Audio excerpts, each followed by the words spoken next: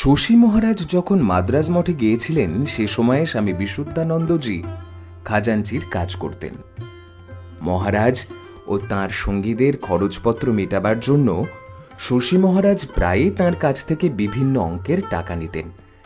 রাজা মহারাজ এটা লক্ষ্য করে বিশুদ্ধানন্দজিকে আদেশ করলেন, শোন, শশী যখনই টাকা নেবে তার কাছ থেকে একটা রসিদ লিখিয়ে নেবে। এর পরের বার শশী মহারাজ বিশুদ্ধানন্দজির কাছে টাকা নিতে আসতেই তিনি টাকার একটি রসিদ লিখে শশী মহারাজকে সই করতে দেন। শশী মহারাজ তাঁর দিকে তাকিয়ে বলেন, ব্যাপার কি? তুমি কোনোদিন তো রসিদ চাওনি, আজ চাইছো কেন?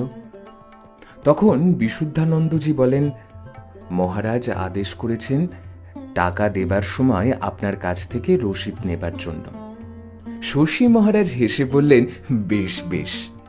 তিনি রসিদ সই করে দিলেন। এরপর থেকেই যখনই বিশুদ্ধানন্দজি টাকা দিতেন রসিদ নিয়ে যেতেন। রাজা মহারাজ মাদ্রাজ থেকে চলে যাবার পর শশী মহারাজ বিশুদ্ধানন্দজিকে জিজ্ঞাসা করেন, তোমার কাছ থেকে এ পর্যন্ত কত টাকা নিয়েছি? বিশুদ্ধানন্দজি মহারাজ, 1050 টাকা।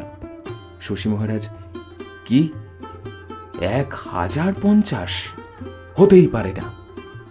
তখন বিশুদ্ধানন্দজি সব রসিদগুলি বার করে তাঁর হাতে দিলেন।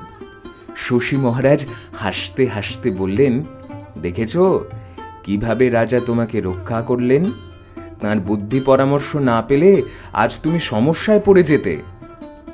এই সকল ঘটনা থেকেই বোঝা যায় রাজা মহারাজের প্রতি তাঁর কি গভীর শ্রদ্ধাই না ছিল।